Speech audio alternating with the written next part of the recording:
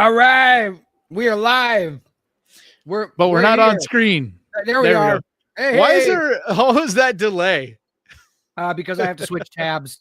I have to switch tabs in order to take it off. Cool. But anyway, I thought it was the thing. It is 7 p.m. Eastern, 4 p.m. on the Pacific Coast, and everywhere in between. And this is the Death Rattle podcast right here on the also Wednesday channel. It is also Wednesday. And we are streaming from the Ghost Pirate Entertainment channel and the Death Rattle podcast channel, and we are on Twitch. So, hey, anybody over on Twitch? We have one consistent Twitch viewer, but they don't comment. Yep. So it's probably a bot, but that's okay. Yeah, I don't really know how you grow on Twitch. Twitch is, I think you just have to stream for like hours and hours and hours at a time. Yeah, we need to have like a 6-hour stream in order to get some traction on Twitch. Like, but that's okay. So. We're over there. What's going on, Mrs. Smith? Aloha. Good to see you. Down Devil. What's going on, buddy? Good to see you. Ralph. How's it going, bud? Down Devil says Shudder just dropped some new movies. They did. Wolfbane, not quite first, but let's go. What's up, buddy? James, good to see you. Yeah, tomorrow Shudder is going to drop some more.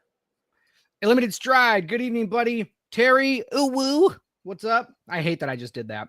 Noob. I hate you for it. What's going on, man? Good to see you. Noob, thanks for listening at work. Mean Joe Grizzly. Mean Joe, what's up? Dominic, what's up? Good to see you guys. Dominic? We got some news to talk about, but before we get into that, so much going on. There is, but before we get into that, how you been, buddy? Super tired. Yeah. Yeah, it's one of those nights where I woke up at like 2 a.m. and could not go back to sleep. So I've been I hate that. Like, I feel drugged. Yeah. So I'm like 2 rock stars deep, took a shower. I'm here, but that's about it. And I'm supposed to go see Hellraiser because tonight is its 4K re-release, remastered. Oh, that's awesome. I wonder if we're going to get it here on the East Coast. Yeah. Leslie's going to it tonight as well. Really? Oh, well, I can't go to it tonight, but I'm going to go see tomorrow night. Well, I might do a double feature then because I'm going to see Hard Eyes tomorrow. Yeah, same here.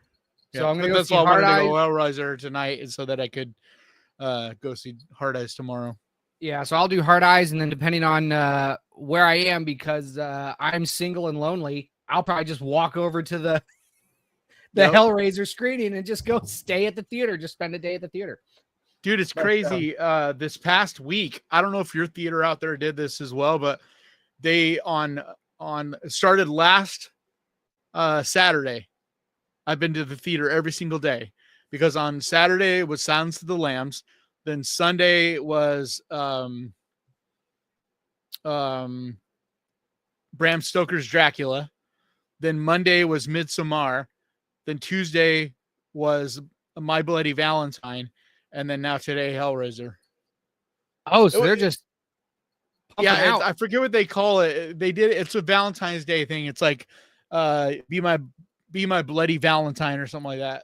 It's like a special thing they're doing at all centuries. I don't know if they're doing it out there though, but it was really weird because like some of the movies, because these are all movies I've seen all of them. I've seen them all a couple times, but none of them had I seen recently. Like it's been a number of years since I've seen any of those movies. Yeah. And some of them I've never seen in theaters. Like I never saw Silence of the Lambs in theaters. You know, I saw Bram Stoker's Dracula in theaters. I saw, I've never seen My Bloody Valentine in theaters. I saw Midsommar in theaters, but so it was just really cool to get to see these kind of movies in theaters. But what was really interesting to me was how some of them were even better than I remembered. Like Silence of the Lambs. It is still so good. Oh my God. So fresh. Like everything about it, it could have been made today and it would be successful. Oh, absolutely. Well, it's just a great story and it's pretty timeless. You know, but then on the other side of the coin, on Sunday, I saw Bram Stoker's Dracula, and what a pile of crap. I was floored because I loved it back in the day. And when I make my vampire list, I always put it on like the top 20. It is not good. Yeah. Gary Oldman. So weird. Gary Oldman is great. Yeah. The costumes are amazing. The effects are great. Some of them are kind of. I don't know.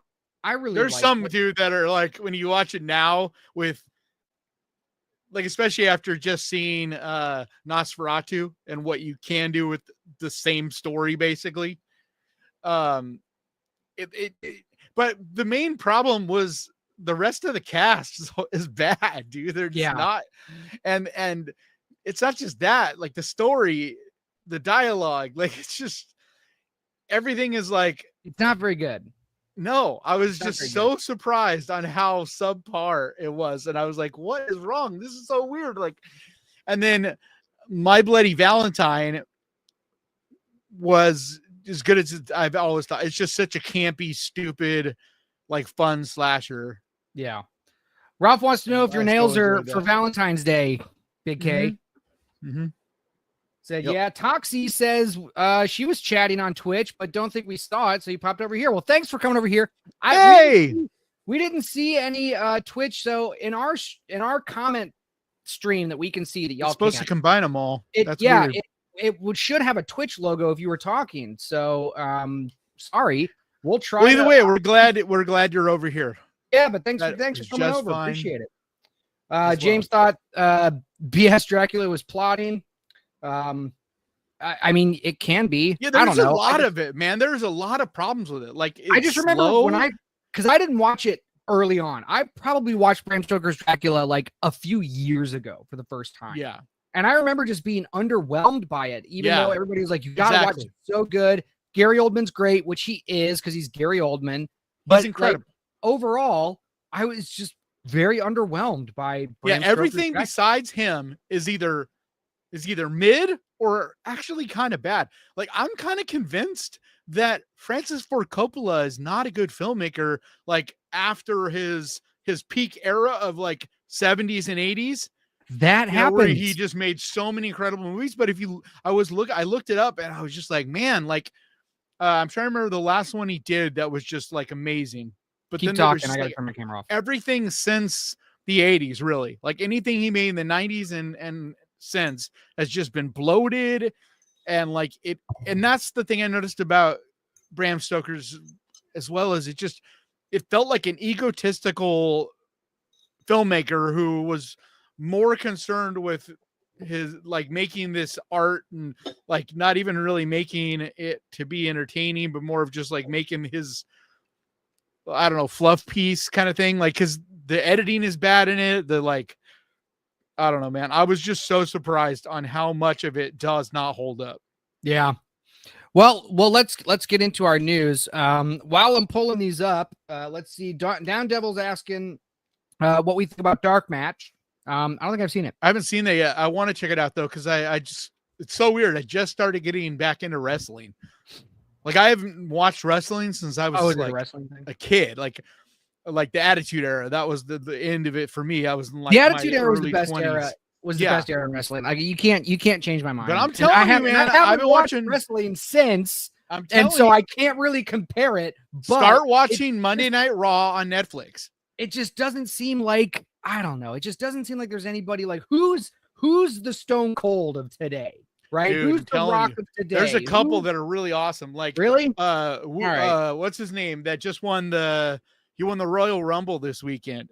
Like, it's crazy. Like, I watched Raw and then I watched the whole entire Royal Rumble this past weekend.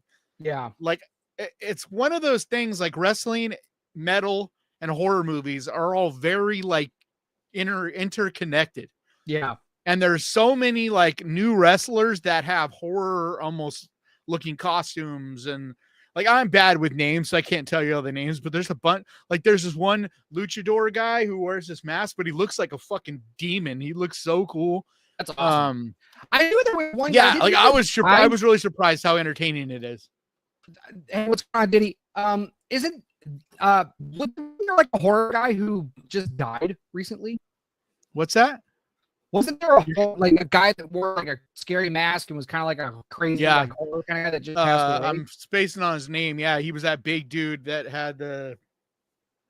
Oh, I'm spacing on his name. Yeah, he was like super big into horror movies, and like I believe he even was in a couple horror movies, but he had a very horror type of costume. And his brother is trying to bring back, and his honor is wrestling, and got like all of his best friends, and they're all wrestling as a team now, like in honor of him. You know what? I'm forgetting his name. You know what I have been into? I think is it the AEW or the EAW, something like that? Whatever whatever Diana Prince always goes to and talks about. Because, AEW. EEW? AEW, yeah. So because I'm a fan of her, and so I started watching that because it's the one that like Cody Rhodes kind of like began, and then WWE basically gave him a boatload of money to come over. Roddy Piper, says James. Yeah, I love all those wrestlers in the 80s. Like I grew up, 80s and 90s with Hulk Hogan, I love watching Macho Man, like some of my some pastime. Like if I like my comfort food movies, sometimes are wrestling documentaries. Like that documentary about Jake the Snake is great. The one about the Giant is also really good. The one that they just Andre the Giant, that one on HBO, so good. The one that just came out, about Vince McMahon. I don't know what it, and like I haven't, Netflix. Like I said, I haven't watched since they split SmackDown and Raw. I haven't. That's when I stopped watching. Like I think I lasted for a few weeks after that, but after they split, SmackDown and Raw split up, I couldn't continue watching it. So that's it. Well, what I like is like I'm losing football, so I'm like, Bray Wyatt. That's the guy that passed away. Unfortunately, he was incredible. But like football is gone, and that's like my thing. I look besides. It's one of my few outlets besides the channel. To take my mind off of work or whatever, Yeah. But football's over after this weekend, so I'm like looking for something to watch. Yeah, I mean maybe.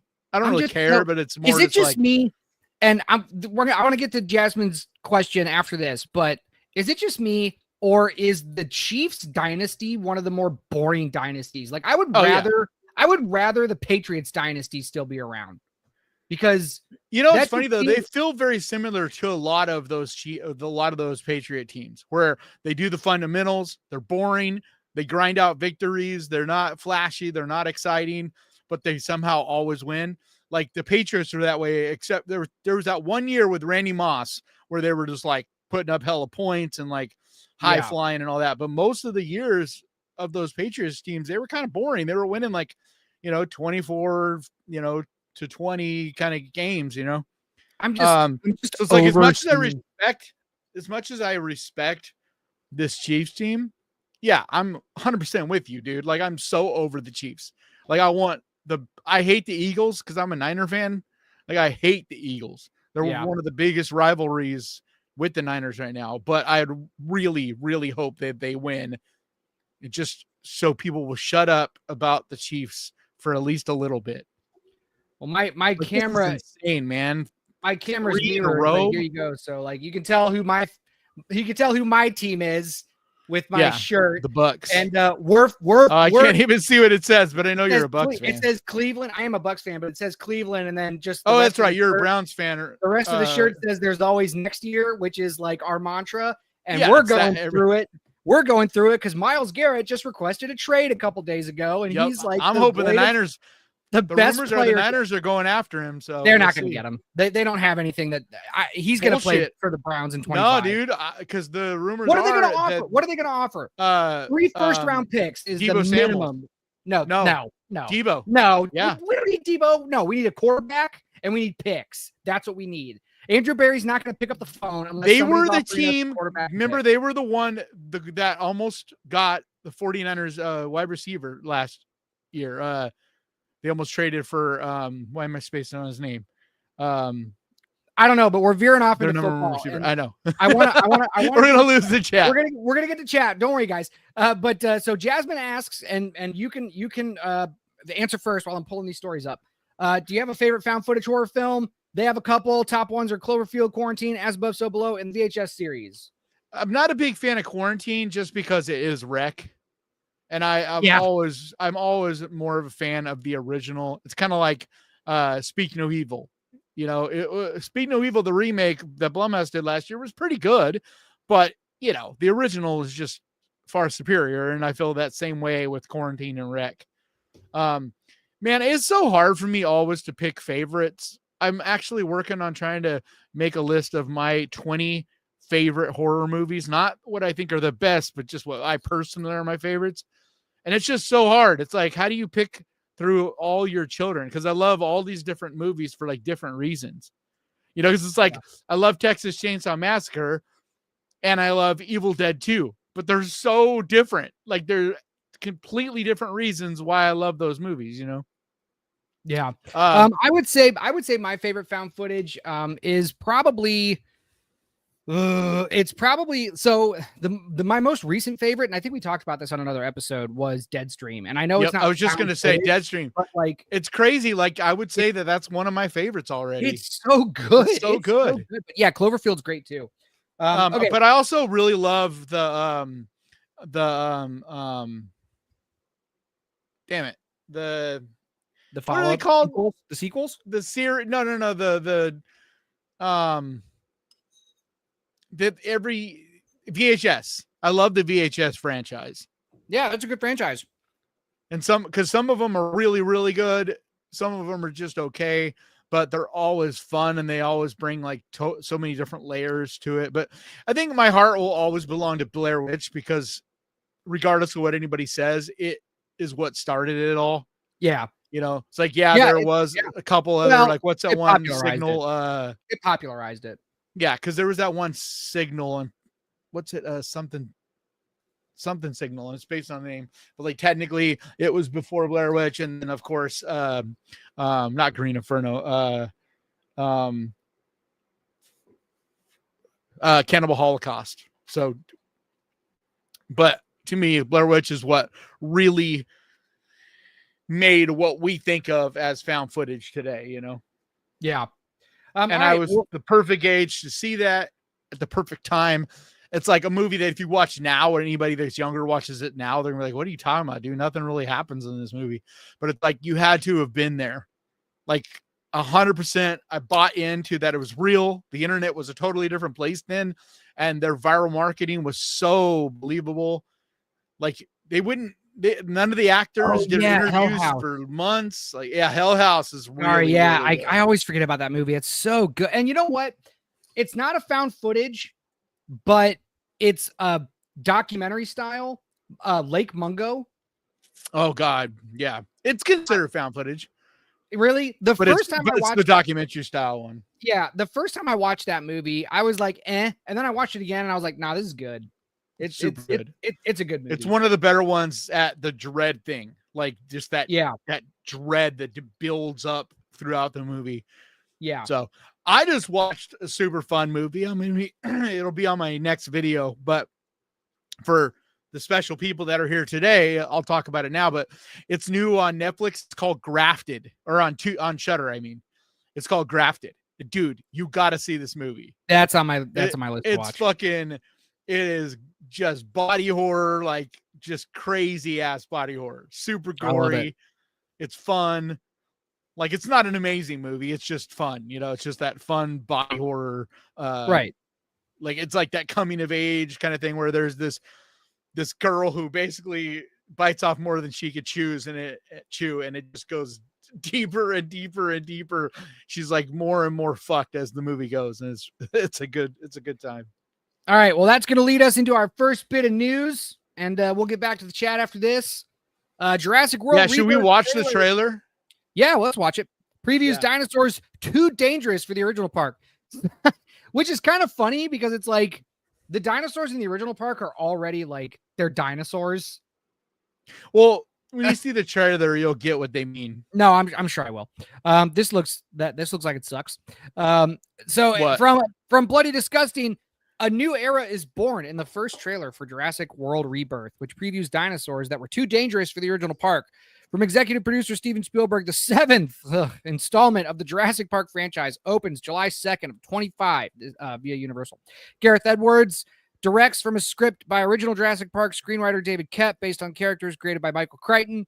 5 years after the events of Jurassic World Dominion, the planet's ecology has proven largely inhospitable to dinosaurs. Those remaining exist in isolated equatorial environments with climates resembling the one in which they once thrived. The 3 most colossal creatures within the tropical biosphere hold the key to a drug that will bring miraculous life-saving benefits to humankind. All right, so not an unfamiliar story. Oh, ScarJo's in this. No, but dude, Gareth Edwards is why this movie is actually. There's 2 things. It's the original writer, so it has, like, when you see the trailer, you'll know what I'm talking about. But it actually looks scary again. Like, it looks much, instead of a big blockbuster bullshit movie, it's back to the original where it's just that creepy, like, scary, like, more darker edged feel. It's hard to even explain what that is, but bringing back the original writer and then Gareth Edwards, who, dude, I mean, his movie, what is it, Monsters? Yeah, Monsters, dude. Yeah, like the way he makes stuff looks like this. I'm really excited, actually, and I was rolling my eyes big time at this movie. Like, I did not have any hopes that this would actually be good, but it looks like they're taking it back to its roots and doing what actually works in the franchise, you know. Well, I hated the last 3. I hated them. Let's take a look at the trailer and see if we get copyright struck. Oh, we will. 100%. Here we go. But I'll just cut it out.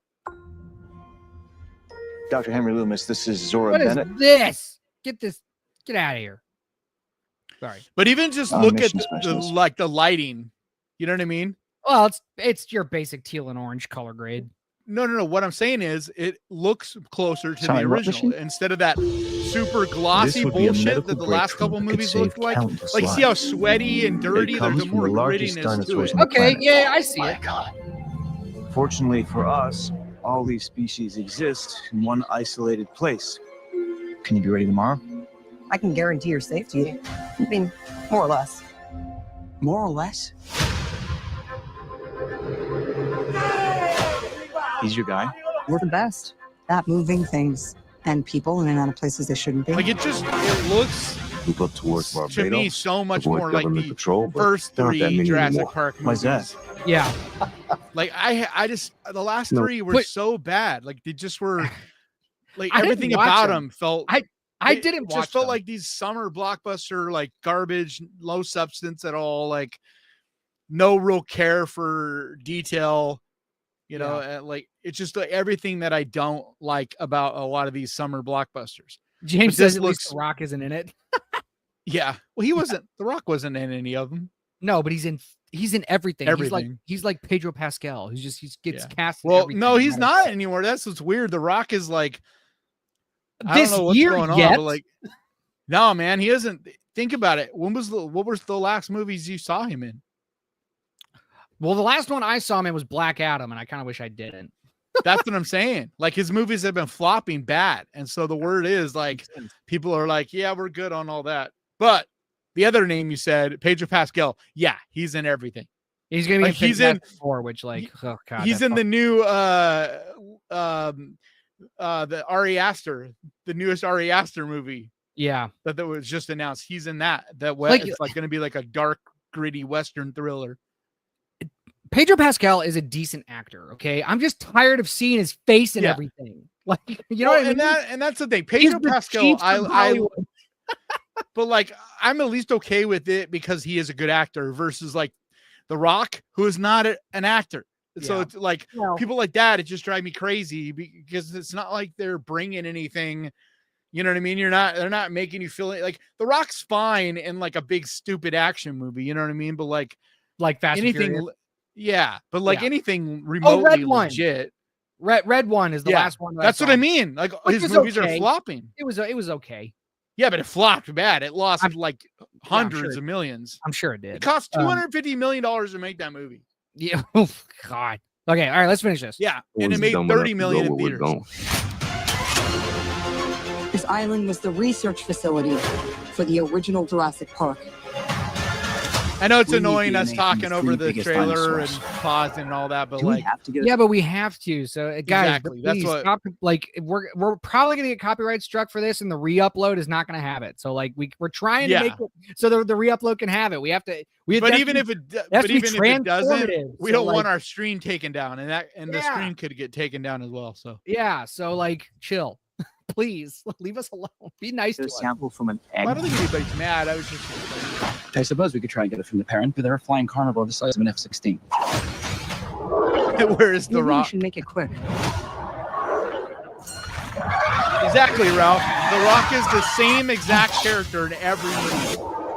It's just like Vin Diesel, the same thing. Like every movie, he's exactly the same character. These dinosaurs were too dangerous for the original. That's why I have so much respect for what's his name? They're the wrestler guy, because like he can fucking actually act.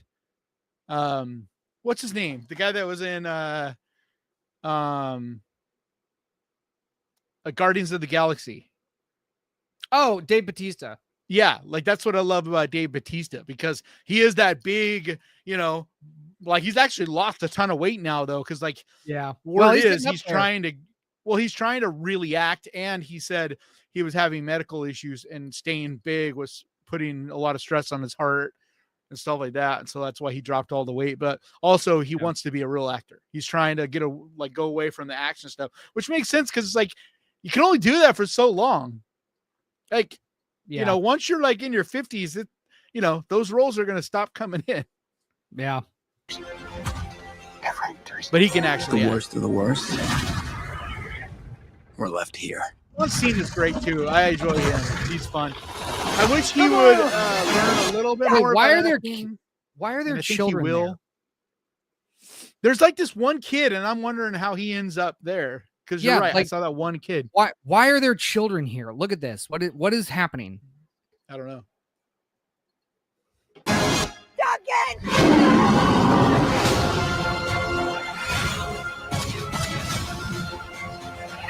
We put ourselves in a place we don't belong. I gotta say, like the dinosaurs look really good in this too. Like the CGI actually looks really good. What the hell are those? They're helping the mosasaur defend territory, stalk. And it's really crazy because they fast track the hell out of this movie. Yeah, I haven't seen a lot of news about it again. What's that? I said there was that kid again. Yeah.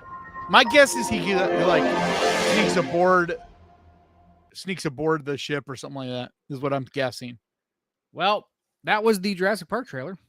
It was not bad. It looked pretty good. No, I'm looking forward to it. I'm not saying it's going to be like, like it's still a sequel. Yeah. But at least I don't think I'll hate it. I think I'll still have fun with it. And that's all I want from a Jurassic Park movie. Like nothing's ever going to be the original. And that's fine. It's kind of like Scream. I just want to be entertained by them. I'm not expecting to which, speaking of Scream, we should talk about all the stuff going on with that movie, Scream 7. We will do that. Jasmine says, even though the last Jurassic Park films didn't do good, I only watched the films for the dinosaurs anyway. Well, I mean, but the CGI looked bad in the last, especially that last one. Yeah.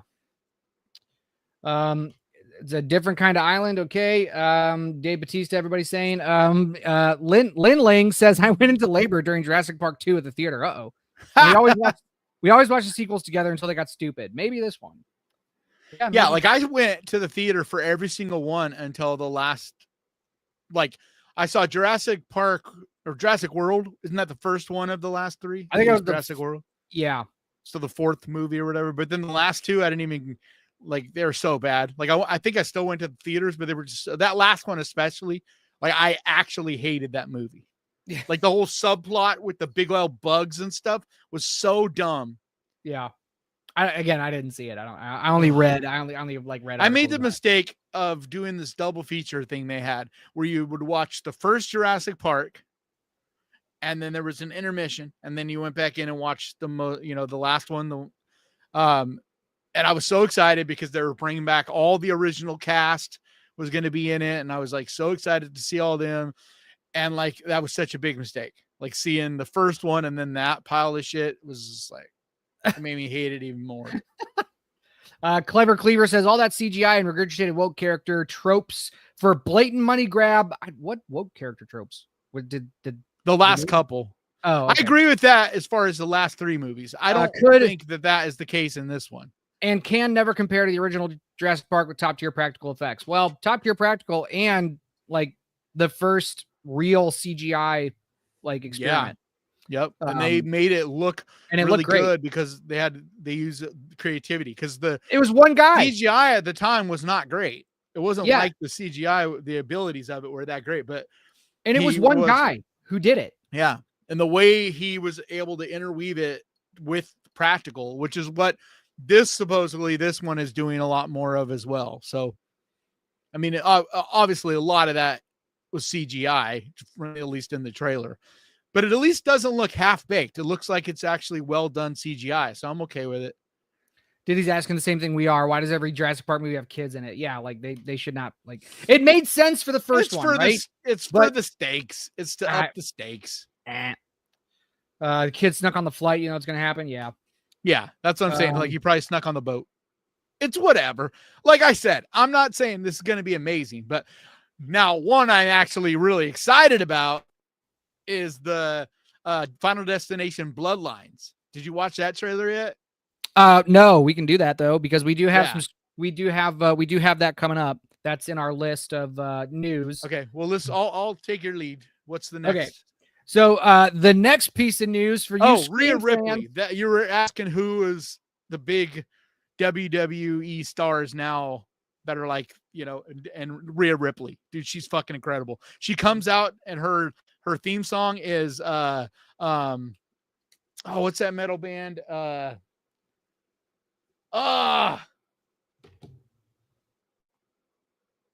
Anyway, she comes out to a famous metal band song and it's super dope. She's hot as fuck. Rhea Ripley. She's super hot. Okay, cool. Yeah, I'll look her up. She's a badass.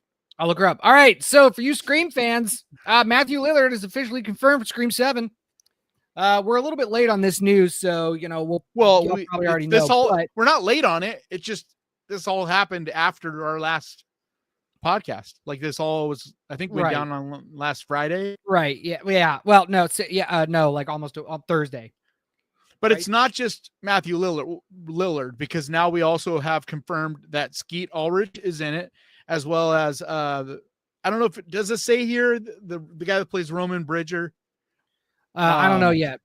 Motionless in White. Thank you. Yeah, she comes out to a Motionless in White song. I like Motionless in White. Yeah. It was sick, dude. One of her entrances, the band was actually there live playing, and she like entered the arena with the band playing live. It was pretty fucking dope. That's dope. From Bloody Disgusting, fresh off the news that Scream 3 star Scott Foley has joined the cast of Scream 7. The massive news that Matthew Lillard is also returning to the franchise. All right, before I continue, I just want to ask, and chat, I would love your opinion as well. All of these characters coming back for this movie, it seems exciting, but is that key jangling for a potentially bad script? It depends on why and like what they're doing with it. That's the part I'm the most interested in. It just seems like they're bringing in a lot of names, and but these are all people that are dead. Yeah, that's what makes it interesting. So what are they doing? I know. That's what I'm talking about. My best theory right now, this is what I was trying to get to, because everybody knows this story, and so we might as well just expand on it. My best theory right now is that they're doing AI. They're going to do a deep fake kind of thing, and all the past killers are going to be sending Sydney videos, like deep fake videos, mocking her and whatnot. So like basically the new Ghostface is going to be using deep fake. Like the only other theory I've heard that is very possible is that they could do the new Nightmare route where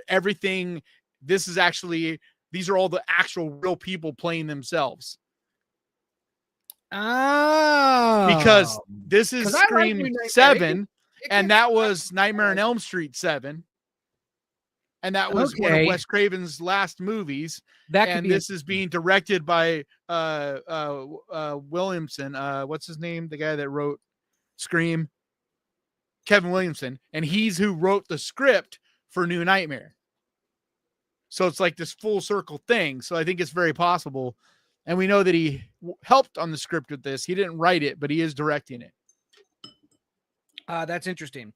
Okay. Well, I like that theory. And that's why all this is interesting. Because you're right. It does feel like it could possibly just be like a money grab kind of situation. Like, hey, nostalgia bait. You know what I mean? Yeah.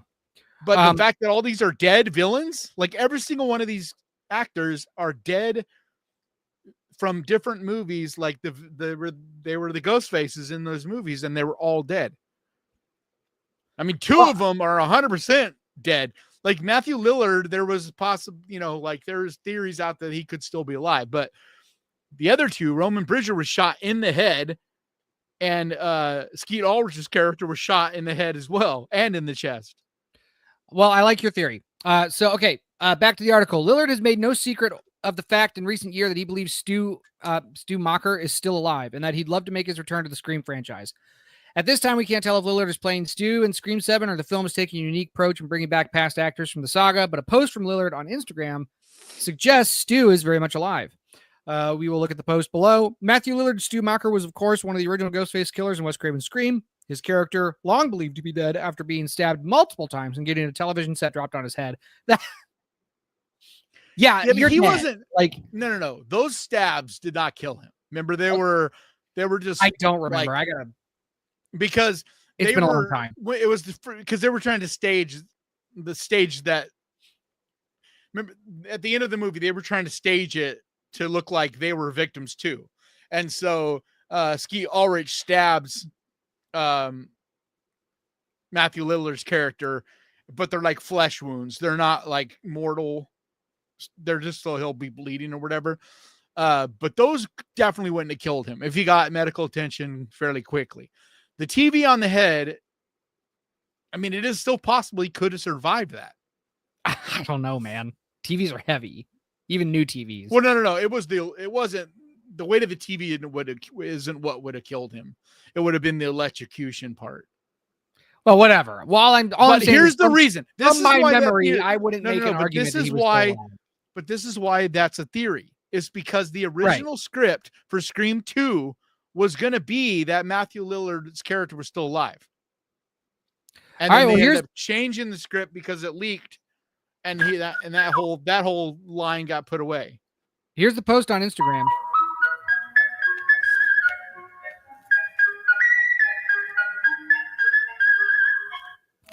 This is a famous line from the first Scream.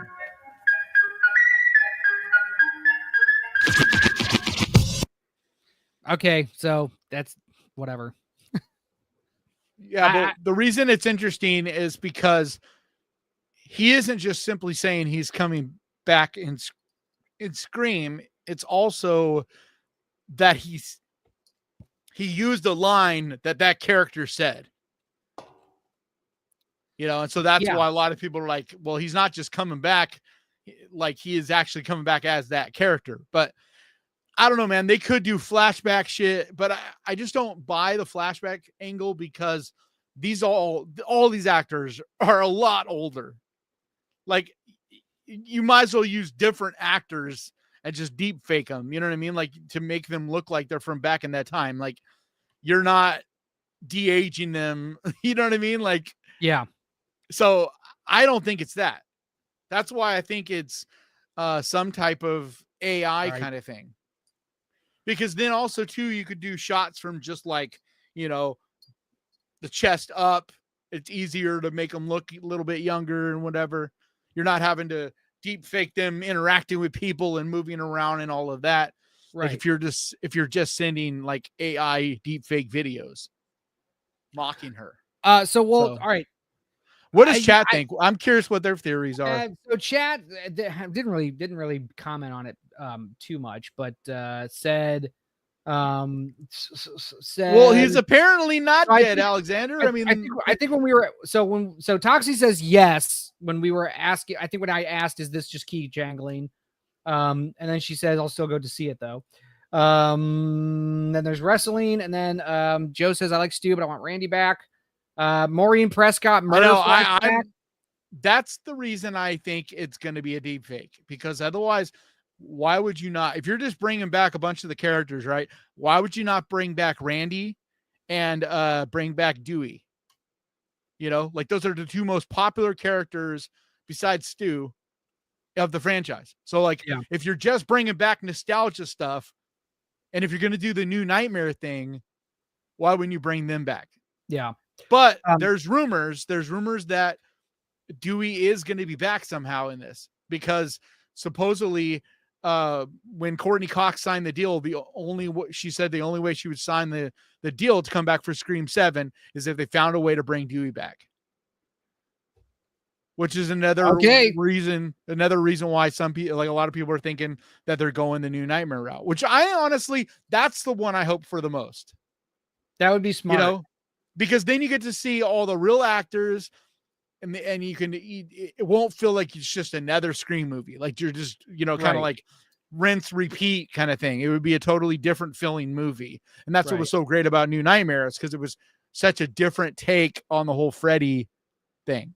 Yeah. So we'll see. Citizen Sleeve says, after all the issues with what was going to be 7, Lillard seems like fan service desperation to keep Scream going. It just depends on why.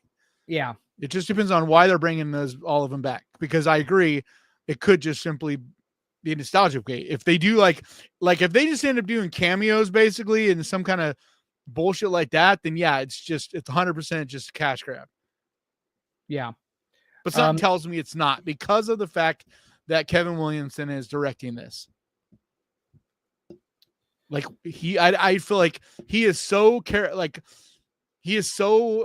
the Scream franchise is so important to him, and for him to make his, like, to do the first one he's ever directed, I feel like the only way he would do it is if he really believed in the script, because that's what he does. Like, he wrote the script for Scream. Like, you know, he's a writer, not a director. Correct. Sorry, I'm eating. Sorry. And then on top of that, it's not like Matthew Lillard needs roles. Like, the other ones, okay, I can see that. Like, they're you know, they'll take whatever, even if it's a stupid part and stupid whatever, right? But Matthew Lillard has said many times that he thinks they can bring back Stu, but he's only going to do it if it's right, like if the script is right. Because, like, dude, Matthew Lillard is like killing it right now. Like, he's in he's the main villain in Five Nights at Freddy's, dude, for the next 3 movies. Yeah. Like, you know, he does not need this. So that's what makes me think, like, the thing about Scream is, even if they haven't all been amazing, they're all still pretty good. Like, compared to a lot of franchises, the Scream movies they're never really bad. Like, they may not be always amazing, but they're not really bad. Yeah, I don't know. Like, if you look at like Nightmare on Elm Street, like, there's some that are just bad. Yeah. You know, same with Friday the 13th or Halloween or you know, Hellraiser. Yeah. Like, Scream is one of the only ones. Yeah, I mean, Evil Dead is the king. Like, Evil Dead is definitely the king. Every single Evil Dead, in my opinion, is good. You know, the weakest is probably Evil Dead Rise, but I still thought it was a damn good movie. Yeah, it was all right. It wasn't much of a story. Anyway, like the special effects and look of it and all that was really cool. Okay. What are we doing? Do you want to just watch the Final Destination trailer, or do you want to read the article? What do you want to do? Oh, we could just watch it. The article is just going to tell us what we're going to see in the trailer. Right. Okay. So 2 days ago, Final Destination Bloodlines trailer dropped, and we're going to watch it. So yeah, it's cool because it's not really a trailer. It's just basically one full scene. Cool. All right, here we go.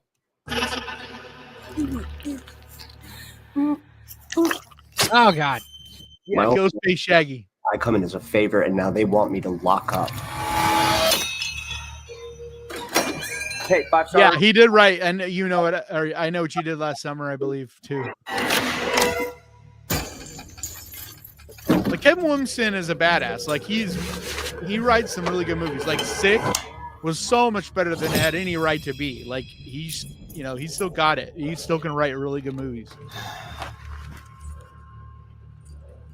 Yeah, it comes out in May, I believe. I love that. Eric's sad mix. Like, who doesn't have that, like, on Spotify? You know what I mean? Like, the playlist. Yeah.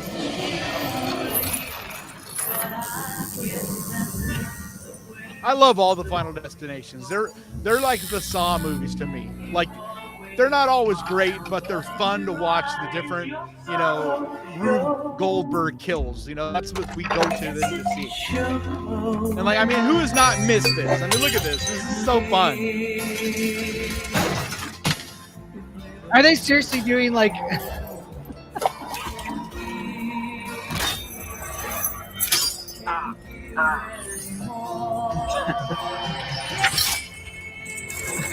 Come on. Oh, you got me. Take it off, man.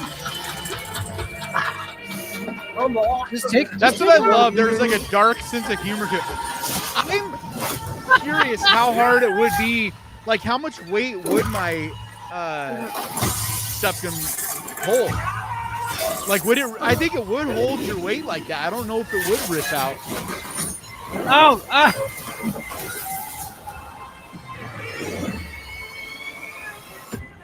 Fun, right? Yeah. I'd watch that. And then everybody's like, "Ooh, Megan 2.0, blah blah blah." We're not watching that bullshit teaser. It's literally not even a teaser. It's just her fucking dancing. I don't care about. I don't care about the 3 enough. Especially because what they're like retconning it or whatever. Like, they're making the newest, like, the synopsis for it was released, and they're doing a Terminator 2. Like, they're bringing her back, making her taller because the girl that played her is older now. So they're making her taller, look more like a teenager. And she's going to be a good guy fighting a bad robot.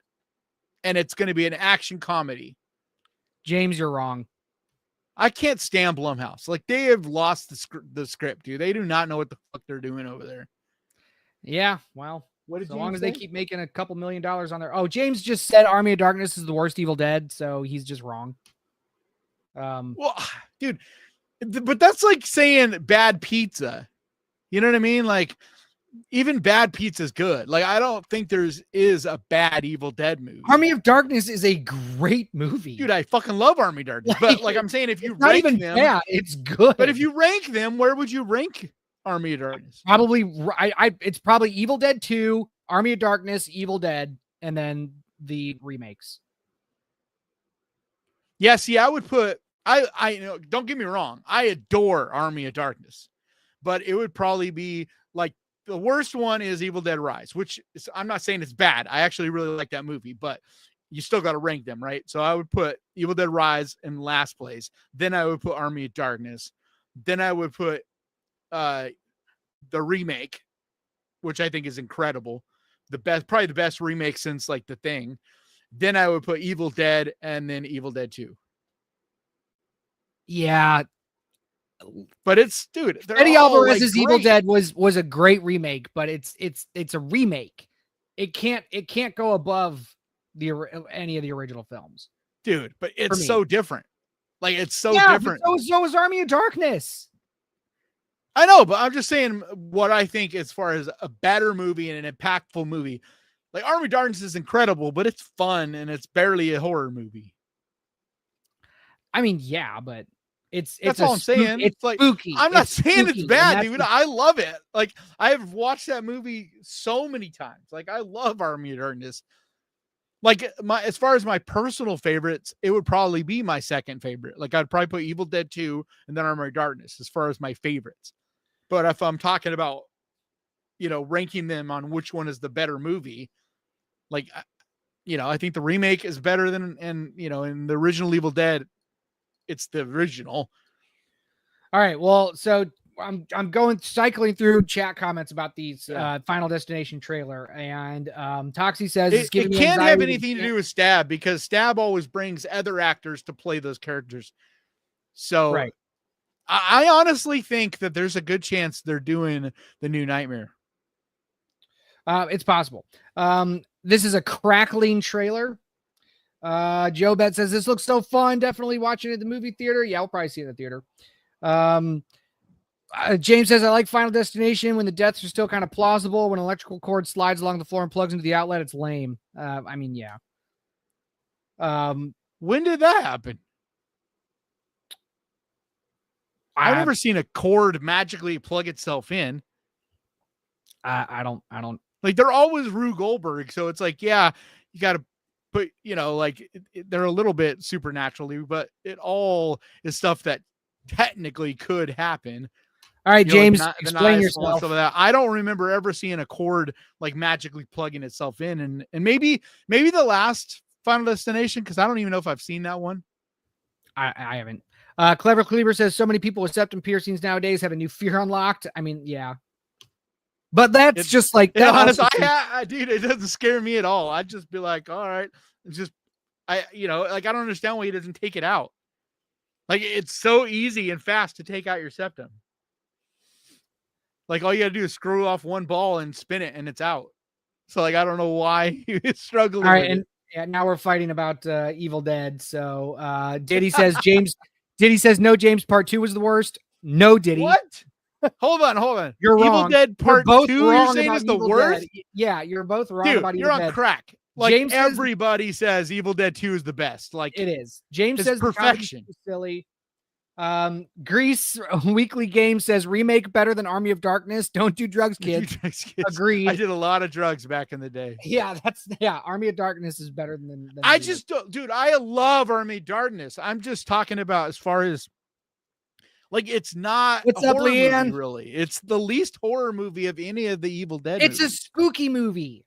It's just a comedy, dude, and I love it. But it's a horror comedy. It's spooky. Okay, like I'm just saying. I think as far as it's got a great jump scare, dude. I'm really high on the remake because every time I see that movie, the remake is I'm great. more impressed it's not with better it. Than the remake is great. It's not better than Army of Darkness. I guess it just depends on what. It's a remake. What we're talking about, but it's not. It's as much of a remake as The Thing is. You know what I mean? Like, the tone is 100% different. The whole reason that they're at the cabin is totally different. Like, the characters are totally different. Like, it's like, it doesn't look the same. The stuff doesn't play out the same. Like, it's one of the most vicious, like, gory, brutal, just savage movies of the last 20 years. Like, it's really fucking good. Diddy's list. 5 is Evil Dead. Order of worst to best. 5 is Evil Dead. 5 is Evil Dead 2, 4 Army of Darkness, 3 Rise, 2 Remake, 1 Evil Dead. So the first Evil Dead's the best. The Fede Alvarez remake is the second best. Evil Dead Rise. How are you gonna put Evil Dead 2 that low, dude? Evil Dead because 2 literally Evil Dead 2 took Evil Dead. It was literally Evil Dead. It just took and remade the first movie, but just perfected it. It's arguably the best Evil Dead movie, and he's like, no, it's definitely the worst. Yeah. Hey, Diddy, never change, bro. I love it, man. Yeah, you definitely entitled to your opinion, even if I think you're crazy. Wednesday says good morning. Good morning, Wednesday. Where are you watching from? Jamie Hill's laughing. Must be what? UK? No. Australia, maybe. Final Destination 2 and 3 gave me anxiety. Roller coaster and driving behind a truck with lumber. Yeah, I mean, the logs, man. Those are iconic. Those are iconic. Yep. The first 3 were just awesome. And then 4 and 5 were not great. I have hope, though, that this one will kind of bring it back because I feel like we're on a roll with having good horror remakes and sequels. Because you can have about we've had like sequels have not been bad for a lot of movies. Like, I mean, the most recent Saw was really, really good. You know, like we're starting to get quality sequels finally. Citizen Sleeve says remakes can absolutely be better than the originals. Yeah, but it's very rare. Yes, very, very rare. Yes, it's rare. Not often, but I mean, and I don't know if I'd agree with Ocean. I don't know if I agree with that. Invasion of the Body Snatchers, like, and the Blob, both those are awesome. I'm not saying they're not, but the originals are fucking great too. Like, they're just different. But like, if you rewatch the original black and white Invasion of the Body Snatchers, that movie is creepy. And I just don't agree with Ocean's 11 eras. either. I think the Ocean's 11 original is better than the remake. The remake is fantastic, but the original I think is better. Heat You might have an argument and the there. Blob, man. Which Blob? Blob? Yeah, I mean, because there's the 70s Blob, and then the Blob is one of those movies where it's like the original's great and the remakes are great. Exactly. That's what But if we're ranking, they're great remakes, though. I mean, like they to me, those remakes are the same as I feel the Evil Dead remake, where they're doing something different with the same kind of basic idea, but they both can exist and both be great. Like that's how I look at them. I don't really think one is better than the other, kind of thing. For me personally, I just can't rank remakes above originals unless they're like they have to be night and day. Well, I didn't put it above Evil Dead 2. I'm not saying you did. I'm just saying Evil Dead. I'm saying for I just put it above Army of Darkness. I only put it above Army of Darkness and Rise. Yeah. Greasy, and just because I don't feel like Army of Darkness just doesn't feel enough like a horror movie. So like it's a horror franchise. So just in my mind, I'm gonna put it lower, even though it's more fun. And Ash is at 100% Ash in that movie. Grease Weekly Game says Army of Darkness alternate ending is horror as fuck. Yeah, I would agree. Leanne's Fear Cocktail. Leanne says when Ashy Slashy visited the sperm bank and the girl reached out of the porn magazine attacking him. What? I don't remember. I think that was in the show. Is that in the series? That's what I'm thinking. I don't remember that from the series either. But I mean, I don't remember every single thing in the series. The series is actually damn good. Yeah, especially that first season. I think that was from the series because I don't think Ashy Slashy is in any of the movies. The first season of it was really good. I only saw the first season. They're all good though. It's a well-made series. Army of Darkness is special and it's its own thing. It's just the same universe, not a remake. Same universe, original story. Yeah. It's got Ash. Well, actually, here's the thing. They're all in the same universe. Like there's even they have to be. Well, yeah, but there's even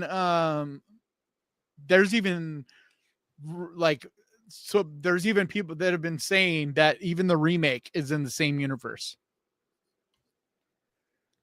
Like that would make sense. But that's the plan of what they're doing, and that's why there's 2 Evil Dead movies being made right now, because they went and did the whole different books, and so each movie are using different books. They're all in the same universe. They're just using different Necronomicons. Yeah. And I love that because it's like you can have all these different directors or different people making Evil Dead movies now, and they can all be canon. You know what I mean? Like I love that idea. Wolfbane says in the first Evil Dead, when the tree comes for the woman's nether regions, scarred me for life. Yeah, it's pretty, it's pretty intense. So good. But dude, once again, the remake, that scene is incredibly like uncomfortable in the remake. I gotta watch it again because I saw it in the theater and I thought it was great. Dude, it is so fucking like brutal. Like that scene where the chick cuts her arm off with the fucking power. Yeah. Oh god. Dude. Yeah. Like, I mean, it's too bad that he did. It's too bad that he did Alien Romulus and that was such a shit movie. No, you're on crack because Alien Romulus I'm not on crack. Is good. The movie's terrible. James says I lived up north in Canada years ago, and you see logs in the ditch quite often. Yep. Trucks do drop logs. Yeah. Final Destination looked exactly like I wanted. Cool. Army of Darkness. Clever Cleaver says Army of Darkness is fun and I think quirky. It's called classic because it's quirky and fun. Yeah. Yep. I adore it. Like that's what I'm trying to say. It isn't a matter of me saying there's any of the Evil Dead movies I don't like. It's just if you're going to rank them, you got to put one above another. Yeah. Mean Joe says, I agree with Citizen Sleeve. Another one is Night of the Living Dead, 1990, and Cronenberg's The Fly. Well, yeah, The Fly, yes. That one I actually do think Cronenberg's The Fly is better. Even though the original, though, is still pretty damn good. That final scene. The original is really good, and it's tragic. Yeah. That's what I mean. And that final scene of the original The Fly is, dude, like it's tragic. It is, it's like just brutally rough. Motel Hell. But yeah, I would say Cronenberg's is better of those two. But it's not like the original isn't good. Those two still. That's probably why I haven't seen Motel Hell, so that's why I don't remember. Oh, what? Motel Hell is a blast. Yeah, I know. I gotta watch it. Why did he? What was that referring to? I think she was referring to the Ashy Slashy thing, right? I don't know. I'm just going through these. Because I don't know any Ashy Slashy in Motel Hell either. Wednesday says Halloween. Rob Zombie killed that one. Wrong. I like Rob Zombie's Halloween, but I'm not gonna put it on the same level of remakes at all. Like, I do like what he tried to do, and I do think it's cool, but it's not on the same level at all as the original. There's the remakes we're talking about are like maybe not better than the original, but they're like close, But Rob Zombie's Halloween, I don't think was even close. Wolfbane says that they're working on a new Blob, and then when did they remake? I heard that. Remake Heat.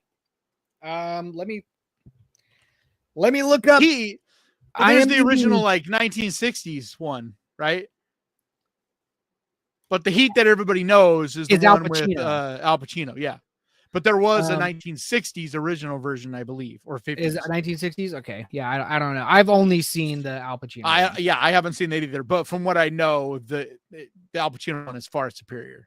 Oh, okay. They're saying it's in the series. Everybody's saying it's in the series. Okay, that's what it is. So, okay. I just don't remember. Like, there's so much crazy shit in the series. Like, that's what makes the series so great. It's because it's like every episode there is some crazy ass visuals that you're just like, what the fuck?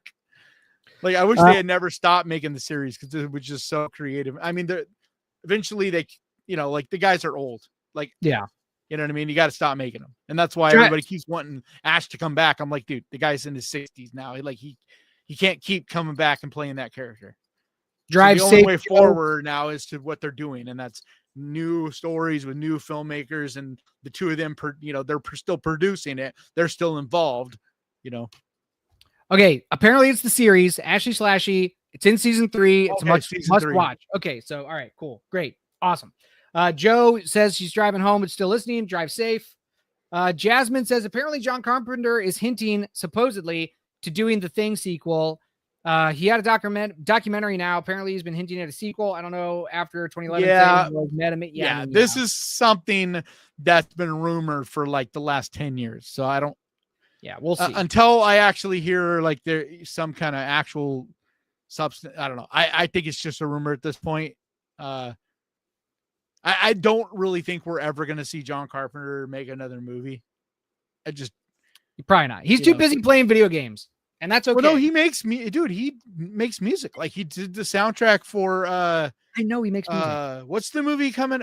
That he just did the soundtrack for it. It's coming out.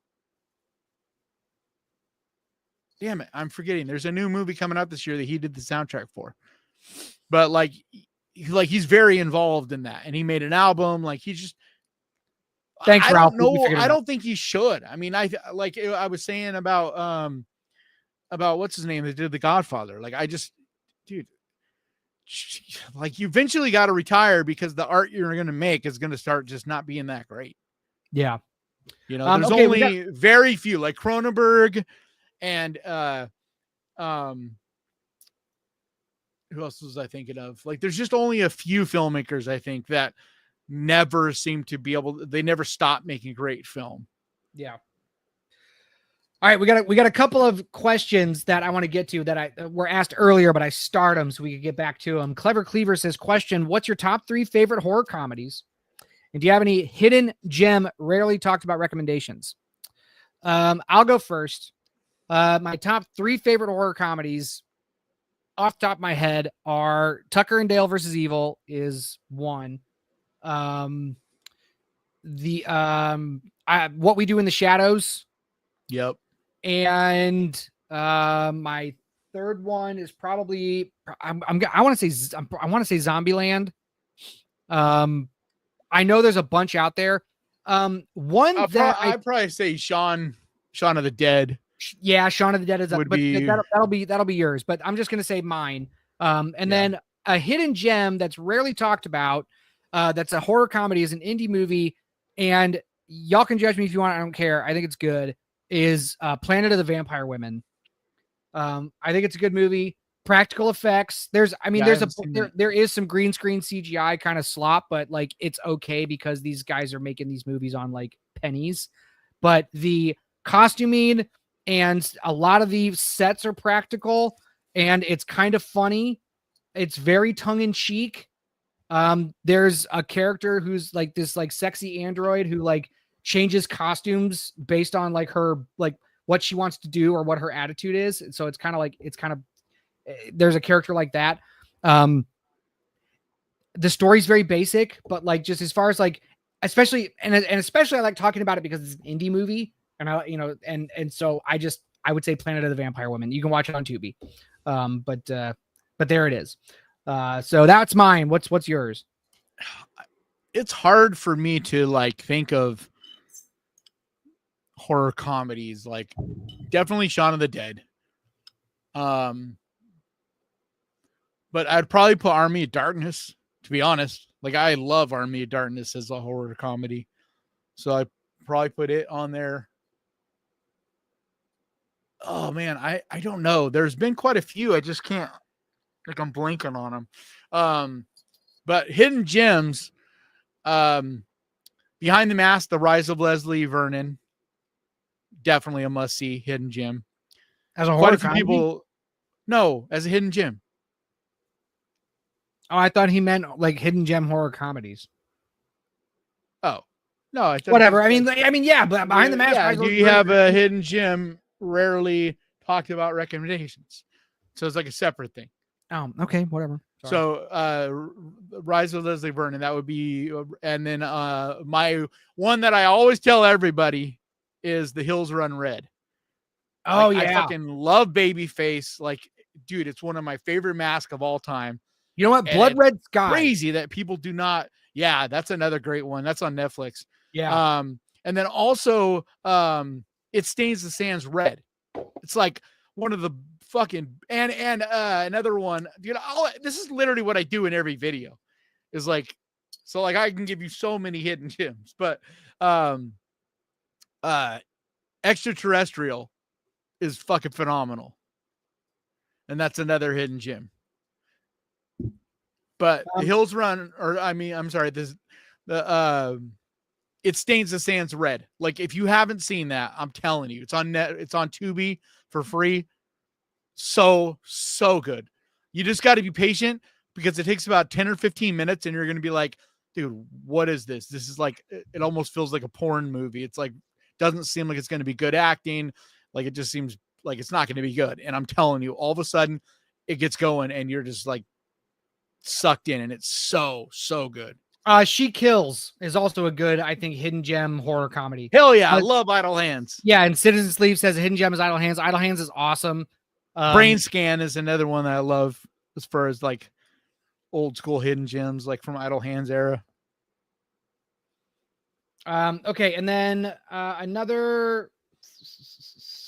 Okay, so then another question.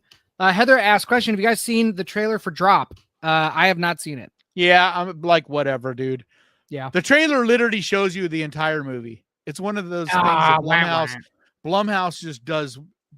It's an abomination what they're doing. Like I'm literally starting to feel more and more like I just hate Blumhouse. Like I hate what they're doing to horror. I hate like, and then the Companion. Dude, did you see Companion? Not yet. No, not yet. I have to. Dude, I muted myself. Second trailer. It literally shows you the fucking movie, like about the biggest spoiler you could do for that movie. I'm gonna watch Companion this weekend. After it's gonna get spoiled for you. Like hopefully you can watch it without it getting spoiled. But. No, I'm pretty good at avoiding spoilers, but yeah. And then Jasmine Gardley says, "Have you both seen Crimes of the Future?" Nope. Hell yeah, I have. I watched it with my mom, and at the end, we both looked at each other and asked, "What did we watch?" I guess I gotta watch it, but no, I haven't seen it. I love it, dude. It's on Hulu.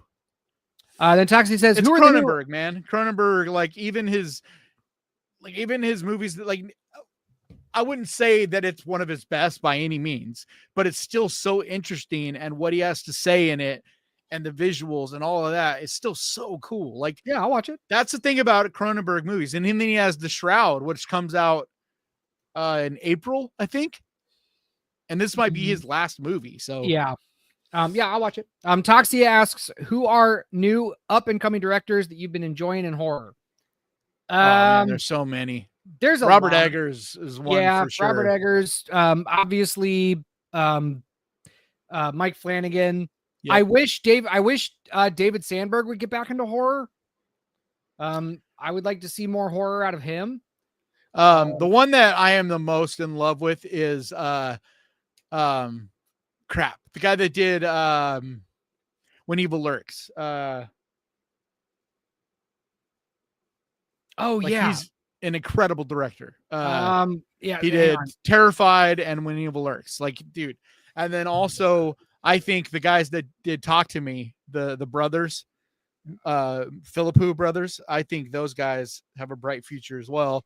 And then, of course, Zach Krager, who produced Companion. He didn't direct this one, but he produced it, and then he's directing a movie called Weapons that comes out.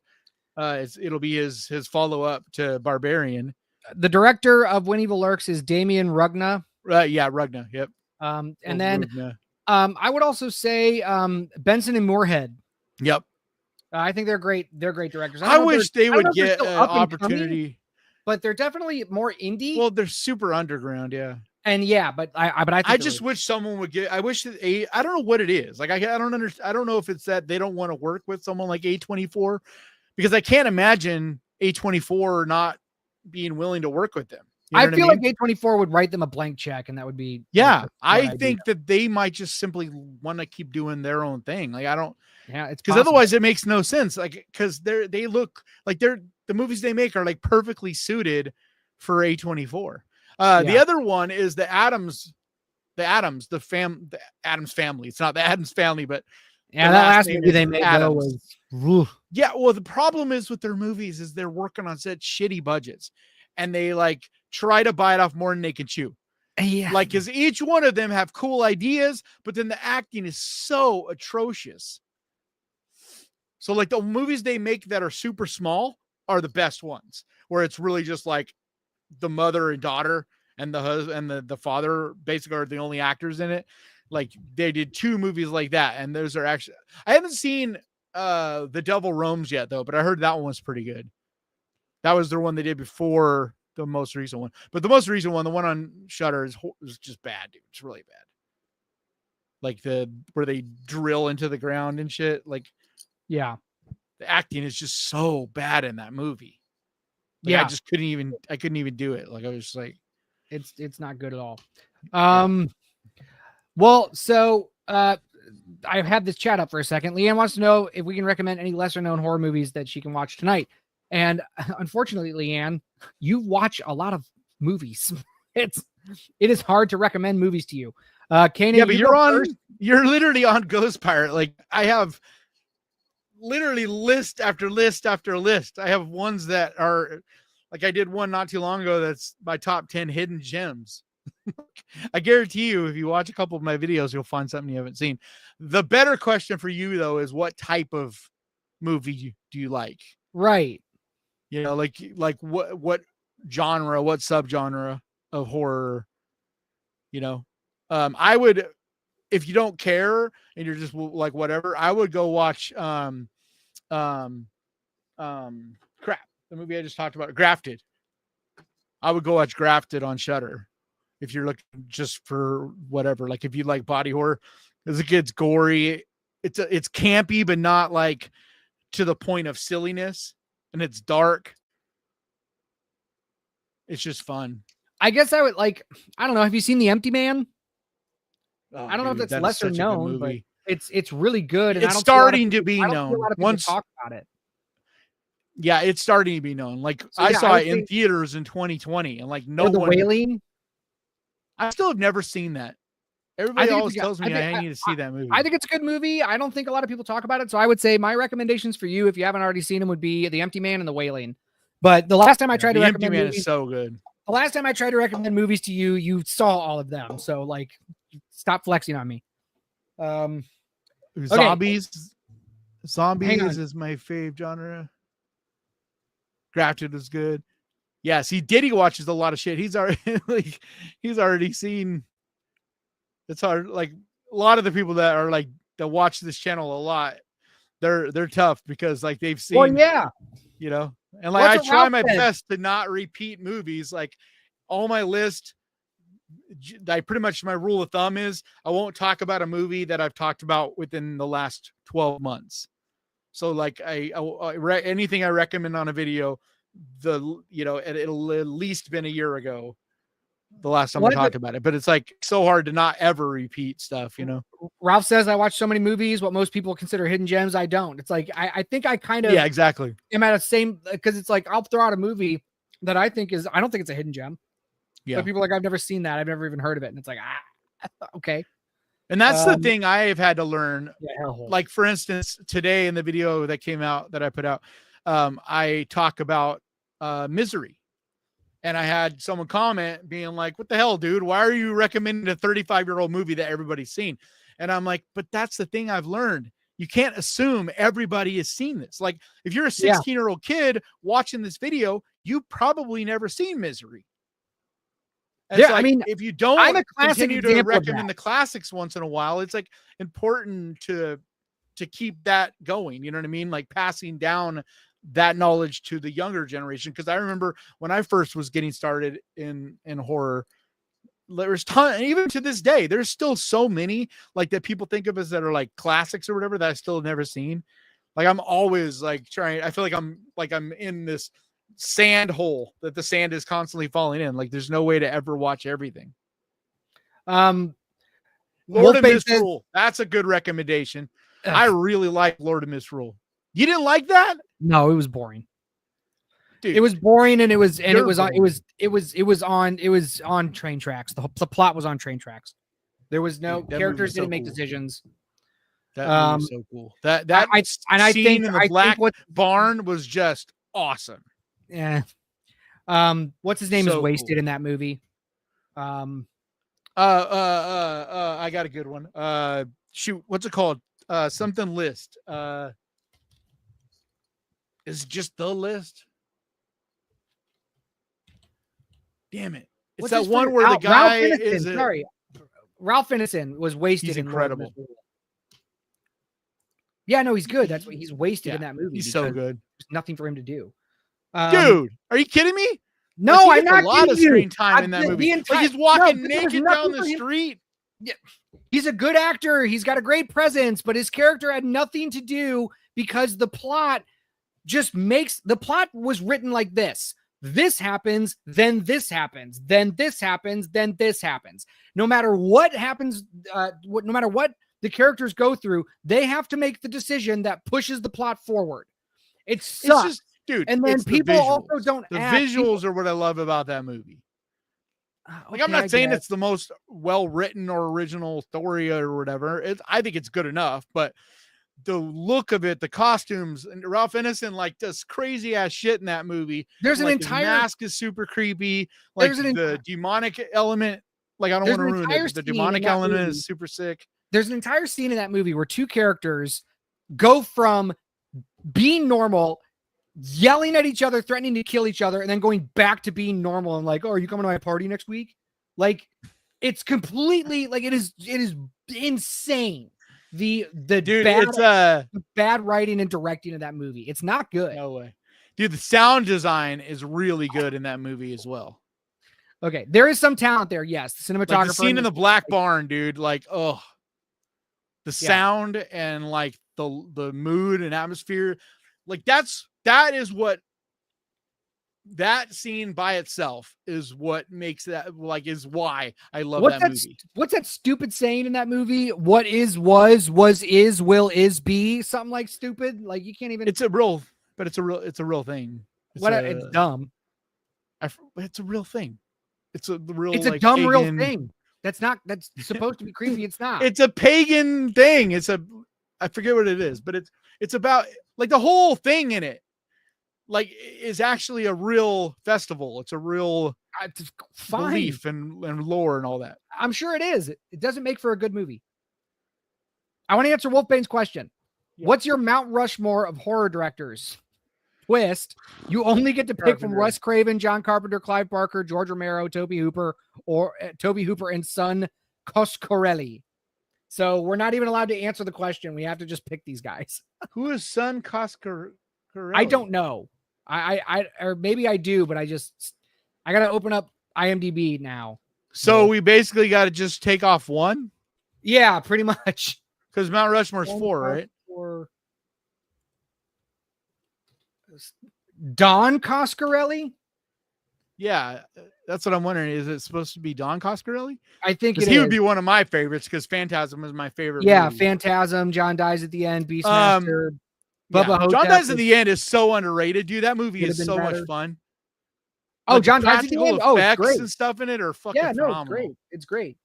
All right, I don't want to answer that question because, like, plus Wes Craven. You can't make a list like that and not include Wes Craven, dude. I would just take off Toby Hooper, like, which I mean, he's good, but I don't know.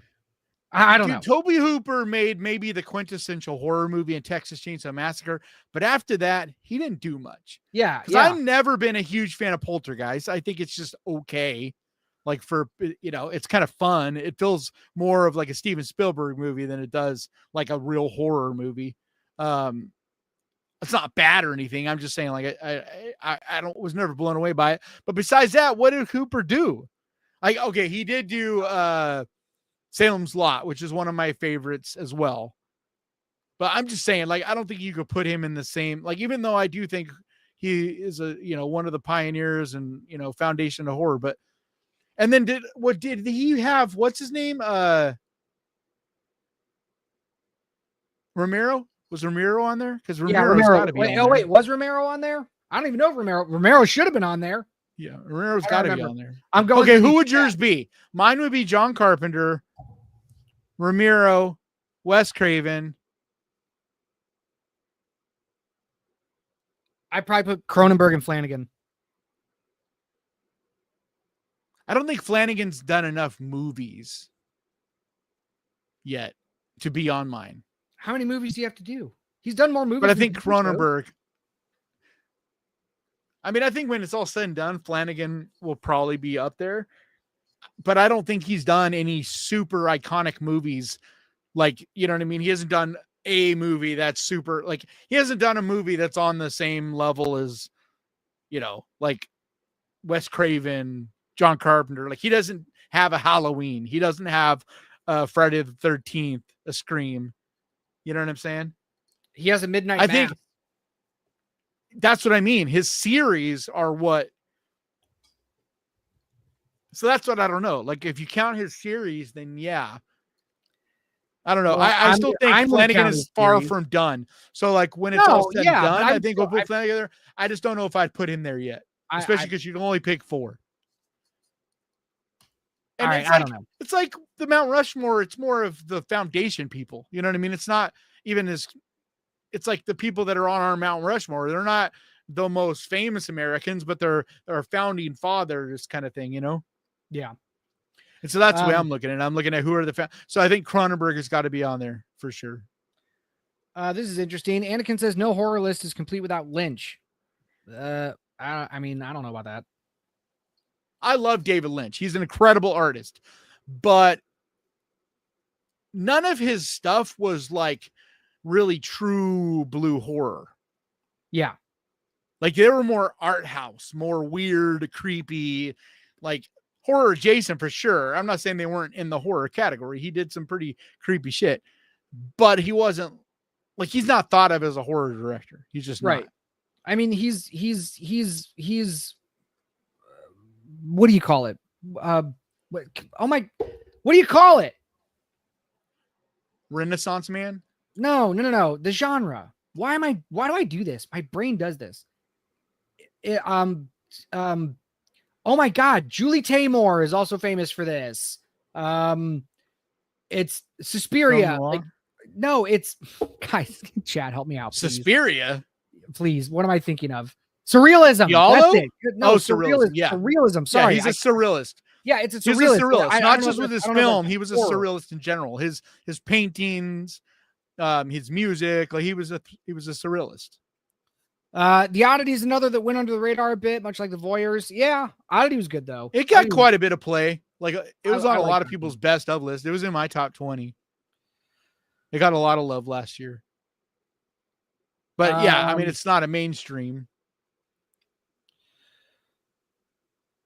What Wolfbane meant was not Mount Rushmore. He wanted to play Fuck, Murder, Kill with the directors on that list. I had to do that last week. I forget.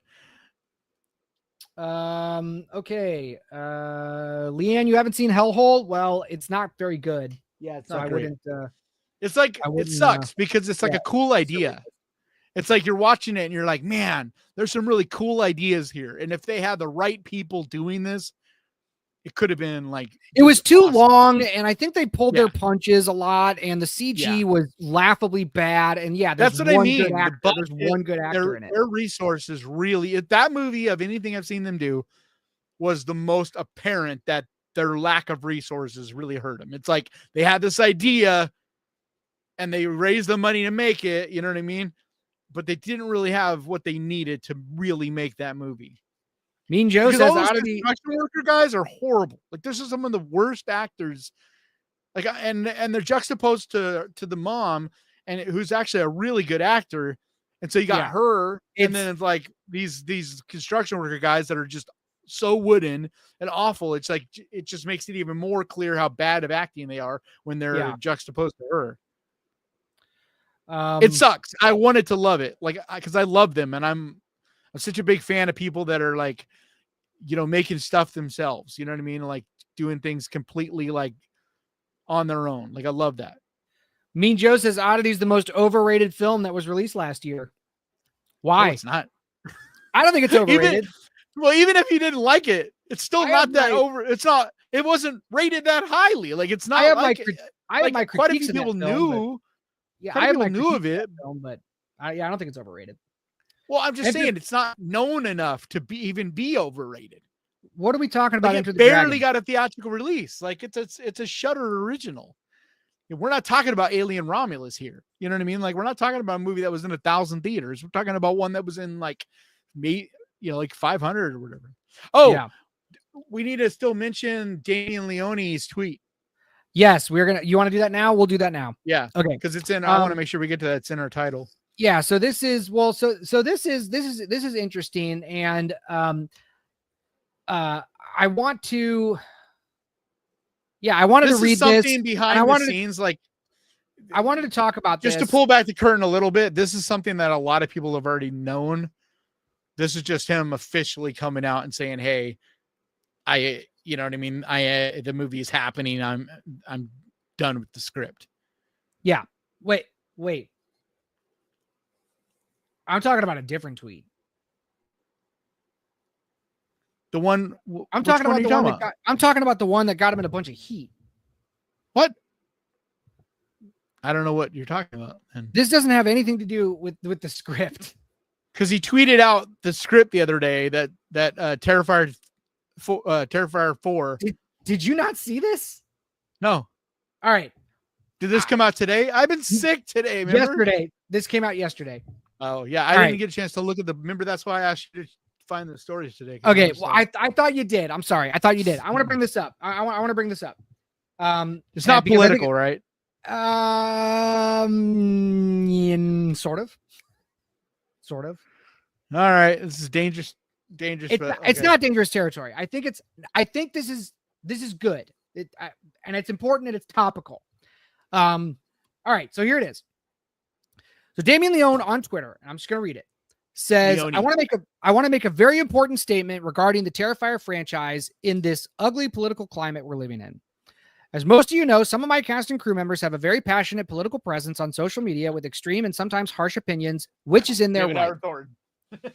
Yes. That's literally David Howard Thornton. He's the only one. Well, this is that has.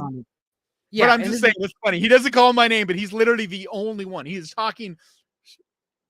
Right. Period. He is talking about David Howard Thornton. Right. And instead he says, which is their right. I'm all for freedom of speech and expression. That being said, Terrifier is not in any way, shape, or form a political franchise. I did not get into filmmaking to become a politician or promote any political agendas or ideologies, especially through a killer clown movie. I fell in love with horror movies as a form of pure entertainment, and those are the films I like to make. Since Terrifier 1, our cast and crew has and still consists of both Republicans and Democrats, and anyone is welcome to be a part of it, regardless of their political affiliations, as long as they're a decent human being. By the way, I did read all this. I figure you would have. I'm just reading it for the for. Well, I actually saw the tweet. I didn't realize Bloody Disgusting picked it up because the tweet was a few days. They ago. didn't. I pulled this off of Twitter. I'm not. Oh, okay. That goes for our fan base as well. If this doesn't sit well with any fans or cast or crew members, that is your right, and I respect it. You don't have to buy a ticket, and you don't have to work on these films. Thank you, and I recommend you don't let toxic rhetoric on either side of the political spectrum deter you from being a Terrifier fan. Now, does this sound? What does that sound like to you? It's plain and simple. It's David Howard Thornton. No. Like I don't know if you follow him on social media, but like the dude is like he's constantly in arguments about politics. Constantly. We know who it's about. But Damien Leone saying that, what does that say to you? What's your reaction to that? What does that say to you? That it's the same idea of this channel. It's like, that's why I don't talk about politics or religion. Like, I want this to be an escape from all of that shit. Like, I want people to find entertainment and happiness and all that. And in unity, like, that's the thing. You can all unify in your love for Art the Clown. You know what I mean? Like, put your political bullshit aside. And like, here's the thing. You can hate David Howard Thornton, the man, for his political views, right? And still enjoy David Howard Thornton as Art the Clown. Yes. Like, I don't understand why people are always trying to, like, we have this thing going on in society right now where people cannot separate art from the artist. Correct. Like, and people, hang on. And if you do something bad enough, that's fine. I get that, right? If you do something heinous, right? You kill someone or rape someone or whatever. You know, or like in the case of Jeepers Creepers, right? The guy fucking molested a boy. Like, I get if you don't want to support anything he does. Okay. But I feel like you can still enjoy the movie Jeepers Creepers. And like, I don't understand why people cannot separate that, because some of the greatest art that's ever been made was made by pieces of shit. And people just got to get that through their heads. Like, Dali made amazing art, but he was really kind of a piece of shit. Pablo Picasso, the same thing. Like, the list goes on forever. It's like Mel Gibson, right? He said all this horrible shit. He did a bunch of, but he's a great actor and a great director, even though this most recent movie is absolutely garbage. Did you see that movie? No, I didn't see it. Oh my God, it was bad. I don't understand. I don't understand, because I mean, Mel Gibson is a hell of a director. And like, it just doesn't feel like a Mel Gibson movie. Like, at all. It's weird. It's so weird. So what I wanted to comment on, this is what Damien Leone tweeted out is a very normal, like, obvious sort of common sense person thing to say when dealing with something like this. And he's received so much heat from a certain side. And that's what I wanted to point out. There's a certain group of people that are the people that are giving this man a bunch of heat and a bunch of shit for just saying, I believe in free speech. Anybody's allowed to work on and enjoy these movies. It's not a thing. Who's attacking him and what for? So it's like, what am I missing? What is he being attacked for? They're claiming that if he doesn't do, or if he doesn't, hold on, the left, David Howard Thornton is left. Like, he is right. They're coming after Damien Leone for saying this, because what they're saying is that because he doesn't endorse this or doesn't, or, you know, isn't going to come outright and say and make pick sides, that he is enabling the other side, or is part of the other side. And it's just ridiculous. Yeah, it's because everybody wants to pick a team nowadays. He's a very inclusive person. Yep. He works with anybody, and he wants everybody to be, and he acknowledges everybody's right. I believe there was a follow-up tweet to this, right, where he was talking about that he has gay, trans people, like all these different women. He like probably does. But he like listed all these different things. Like, I don't know if it was before this or after this tweet, but there was a tweet where he was basically like, you know, if you don't like that, fuck off. You know what I mean? Like, I believe in everybody, you know, and treating everybody equal and not, you know, being judgmental and, like, you know, being inclusive with who I work with, who works for me, and like all that shit. I just don't understand how you can read somebody tweeting out, people are allowed to have opinions. It's their right. And thinking, because that's oh my God, what in. an awful thing to say. Like who, like, because I just don't understand that. It's a small, it's like the way it always is, right? You have a small minority. It's like the vocal minority, right? It's like you have a small group of people, but they're the ones that shout the loudest. And so they're the most like noticeable. And unfortunately, a lot of people feel like that's the world. And people get like paranoid or whatever. Like this is, everybody's canceling everybody. And it's like, no, there's just a group of idiots that yell super loud that are trying to cancel people. Well, it just sucks because those people silence other people like Damien Leone who are just the same. No, because watch, he'll make the next Terrifier and it'll make 3 times what the last one did. The next one will make 100 million. It's going to make 100 million.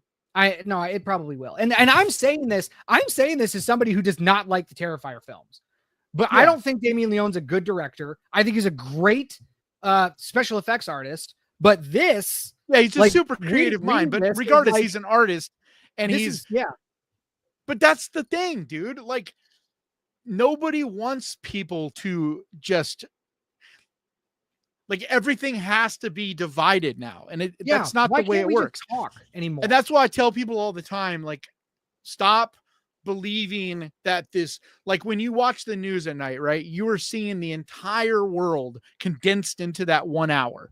And social media is kind of like that too. You're literally taking people from the entire world and condensing them into these groups, right? That doesn't mean that's everybody. Look outside, go touch grass. You know, what are the people around you in your circle, your community? What do those people say? Those are the ones to pay attention to. Don't worry about those other people, like, and don't feel like the entire world is that way, because it's not. Yeah. The vast majority of people are still very much the way Damien Leone feels. That's the way the majority of people in America and in the world feel. I would agree. Is very much like they're kind of neutral. They're in the middle. They're not picking sides. There's things they like about both sides. Like that's where I'm at.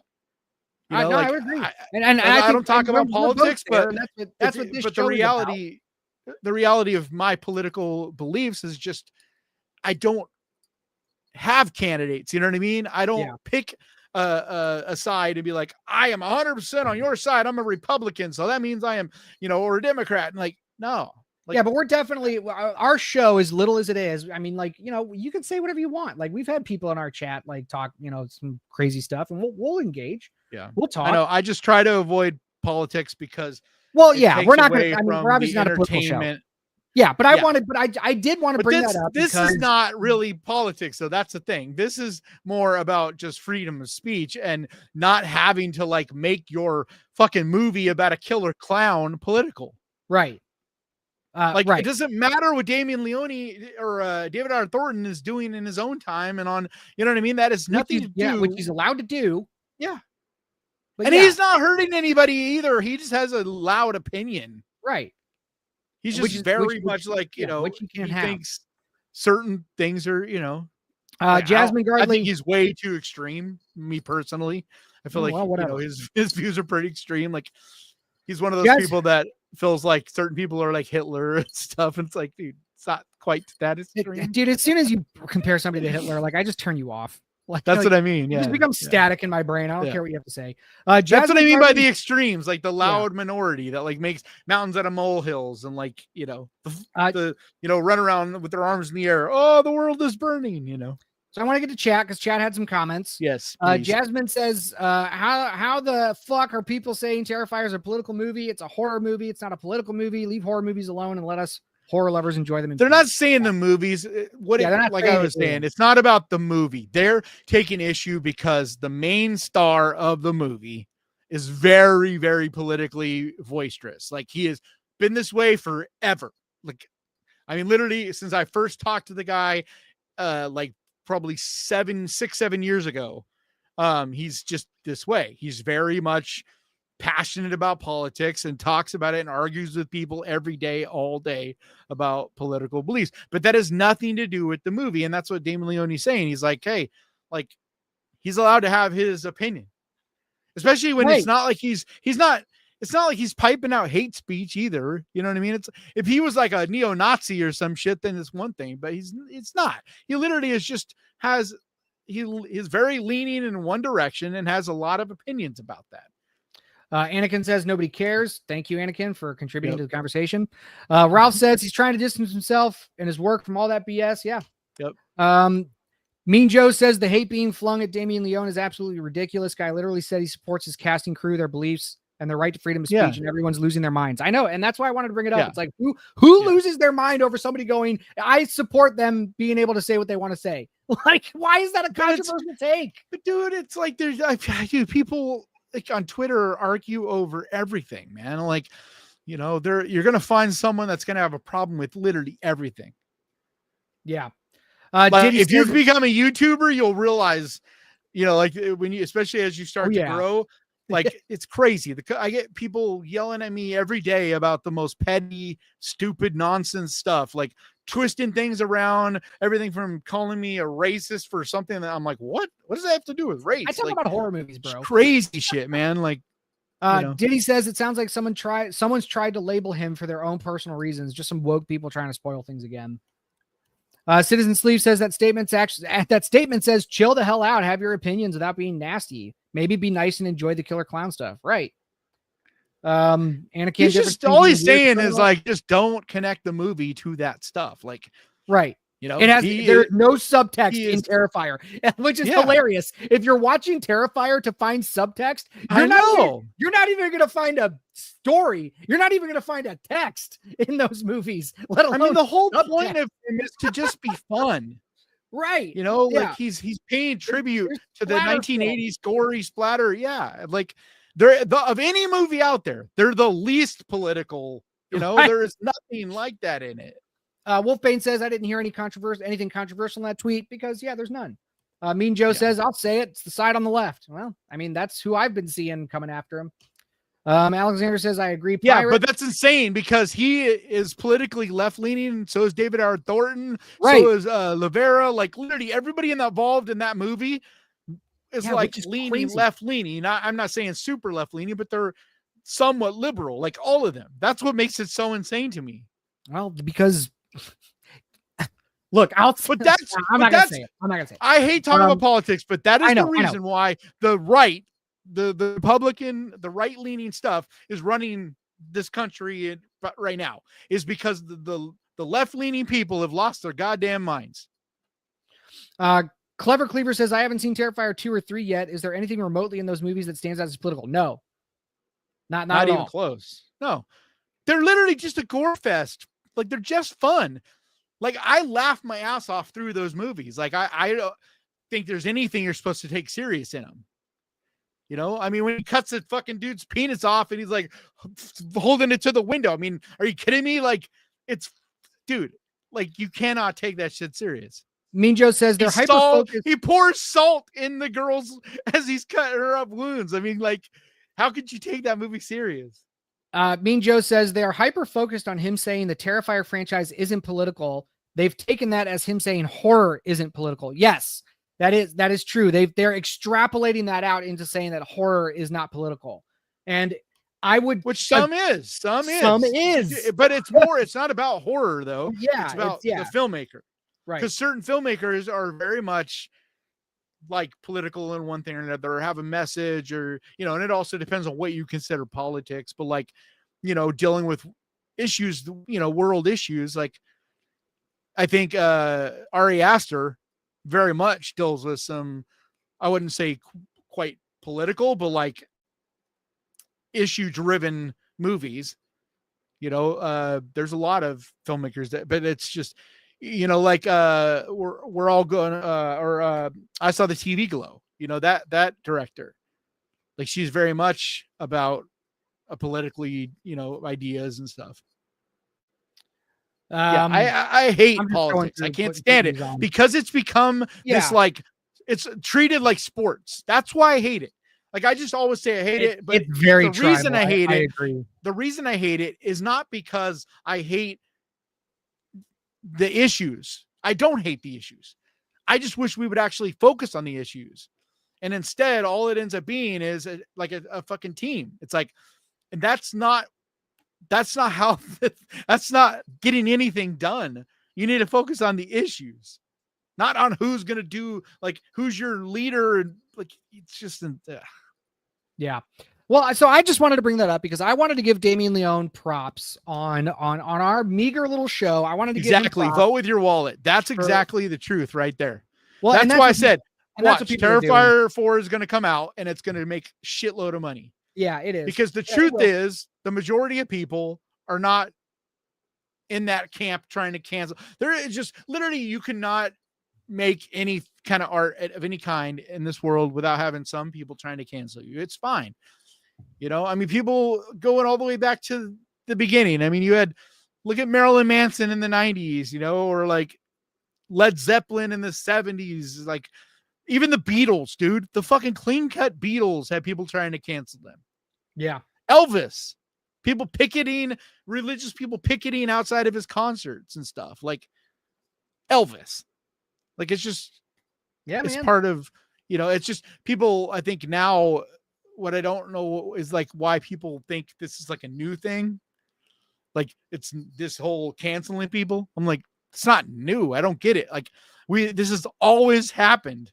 Every artist, every filmmaker, every, you know, throughout all of history, there's always going to be people trying to, you know, having issues and taking, you know, something like having issues with certain artists and this and that. Like, you know, it's magnified, I think, now because of social media. But it's not like a new thing. People just are not going to agree on stuff. Yeah. And like people are bored and need to get a life. And that's the other thing.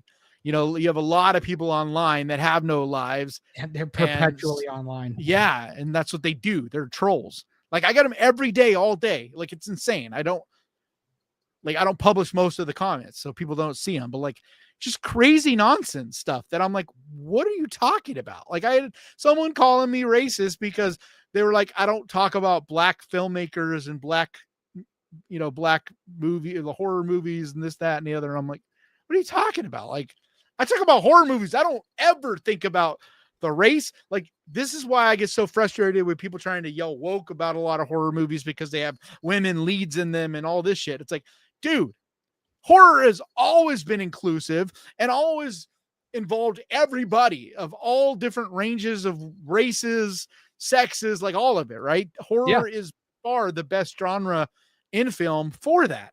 Yeah. And when I talk about movies, I talk about the movie. Right. I don't ever think about, and that's what people need to fucking chill the fuck out and like getting all butthurt because like, you know, like Evil Dead, he'll have, instead of Ash, you have a woman or whatever. It's like, dude, relax. Just fucking watch the movie and enjoy the movie. Like, why does the sex of the lead matter? If it's a good movie with good characters, well written, you know, like Companion, dude, like it's mainly a female is your lead, so to speak, right? Yeah, but it goes all the way back. I mean, that's what blows my mind. Is it's from the beginning of horror. I mean, Sally Hardesty in Texas Chainsaw Massacre, you know, Jamie Lee Curtis in Halloween. Like, it's always been women leads in horror. Like that's just it's what it's built on. But regardless, horror has always been inclusive, all the way back to look at Bride of Frankenstein, dude. There was clearly a gay subtext in that movie, gay character in that movie. You know, there was a lot of political and like social issues in that movie. And that's back in the 30s. Like, it's just what art is. And that's why I've always been drawn to horror movies, because I feel like of all the genres of any film, horror is the one where art lives, you know, creativity, like actual artistry of all kinds. Yeah. Sorry, I'm on my soapbox. No, that's okay. Wolfbane says, I think a lot of folk are coming from an outside of the movie political perspective that Terrifier is over the top with violence and gore. That's what makes those movies special. Yeah, I mean, but that's what's funny to me. If you're going to cancel, like, of anything you would think that they would try to cancel Damien Leone and Terrifier, it would be the gore. You know what I mean? It would be it'd be religious people coming out being like, you know what I mean? That's who you think would be coming after him. Yeah. Like, this is just ridiculous. Leanne says horror calms me. Yeah, it can be. It can be very calming. It can be very calming. Like I always same thing with metal. Comfort. Yeah, same. Like comfort. There's comfort food metal bands for me, and there's comfort food horror movies for me. Like I can't tell you how many times I've gone to sleep watching Salem's Lot and The Fog. The Fog will put me to sleep, but for different reasons. I love it. But it is a very slow movie. It's a good movie, but yeah, it's of its time. It's of its time. A lot of the movies you have to, like, a lot of movies, anything before like the 80s, you have to, or like really mid 80s back, you have to kind of recalibrate your patience. It's in a weird way, like, because all those movies are so much slower. Like, I was just watching this sci-fi horror movie the other day, really cool. But I was just like, God, it's like watching paint dry. Everything is so slow and methodical, and like the camera holds on stuff way longer than what you would see now. Yeah. And like, I live in this, YouTuber world where everything, you literally have 3 seconds. Like, they tell you every 3 seconds, change the view for, like, change the camera angle, change the view of in some way, to constantly keep refreshing the person's eyes when they're watching your video. 3 seconds. No, thank you. That's the world that we live in now. Ugh. And I'm like watching those movies and I'm like, oh man, got like 2-minute long shots of nothing. But it's ironic because like the same, like, for whatever reason that is, it's like we're also getting the younger audiences are into that analog horror, which is long and very slow and very slow. And it's just like, it reminds me of the 70s. Like, yeah, not just the analog, but like a lot of the A24, like Ari Aster, stuff like, or Eggers, like these filmmakers, especially like the movie The Witch, like Nosferatu was much more fast paced, but like The Witch was very much that way, like slow burn, they and that's what I love about all these artsy A24 movies and just indie in general, is because it reminds me of that 70s kind of way of making film. Yeah. Bryce says horror doesn't seem to calm you, Kanan. When I see you talking about it, you seem pumped and hyped and all excited. Well, yeah, I'm talking about it. It's fun. All right. I am like this no matter what I'm talking about. That's what people don't realize. Like, people try to tell me to calm down, or like, you don't understand. Like, DJ knows I am always this way. Oh yeah. I don't know how to turn it off. My sister's this way too. My little sister, like, we're just very boisterous, bubbly, like excitable people. All right. I think that's going to do it for us. I think it's time to wrap. Did we get all our stories? We got all our stories. I feel like we were missing something. Are we missing something? I went through all of them. What are we missing? Did I text you? Hold on, I'm gonna look at what I texted you earlier. Yeah, I could have swore I pulled up everything, and we talked about. Yep. Because the big ones were Jurassic Park. Jurassic Park. I feel like there was one other trailer though. What was? I thought there was like one other trailer. Anyway, you definitely need to see Companion before it gets spoiled for you. I will watch it this weekend. I'm going to see Hard Eyes tomorrow. I'm going to go see Hard Eyes. Talk about that next week. Yeah, so we'll talk about that. I'm going to double feature with Hellraiser then, right? That's what you said, Hellraiser after that? Yeah. I'm going to do that. I'm going to see that tonight. Yeah, so anybody out there, tonight and tomorrow are the only times you'll be able to see it, but it's a remastered 40th. I think it's the 40th, 5th, or 40. I don't know. It's the anniversary. I don't remember if it's 40. I don't know. It's 40. I don't think it's 40. Oh, it might be 40. Oh my God. It might be 40. Oh God. What year was it? 87? No. It's not 87. I know that. It's late 80s. Bryce, we did not talk about Wolfman. We talked about Wolfman last week. Go watch 87. I was right. You said it's not 87. It was 87. Yeah, but that's not 40. I was born in 87. I'm not 40 yet. I know. I said the movie came out in 87. Oh, I think you said it was so how many years is that? 37. So why are they doing an anniversary thing for? Hold on, I'm gonna look it up. What they're calling it. I don't know. We'll talk about it later. But anyway, they're doing the remastered Hellraiser remastered. I don't know. They said an anniversary thing somewhere, but it is in theater. So go watch it. Yeah. All right. Yeah. Thanks so for tuning tonight in, and tomorrow night. Please subscribe to the Death Rattle podcast. If you're watching on the Ghost Pirate side, please. I'm going to post a link in the chat right now. Subscribe to Death Rattle. We are every Wednesday at 7 p.m. Look, see, I knew it's time to go because here's Cuskin telling me it's his dinner time. So he always jumps up here when he's ready to eat, as you can see. I got to go go to Please the subscribe. show. Watch us on Death Rattle. Alexander V with the late $5 says, love your channel, guys. Horror rules. Thanks. Thank you for the $5. Awesome. Thank Alexander. you. Appreciate you. All right. Take it easy, everybody. 7 p.m. Eastern, 4 p.m. on the West Coast, and whatever time that is on the rest of the world. This is the Death Rattle Podcast. See y'all next week. Bye, guys.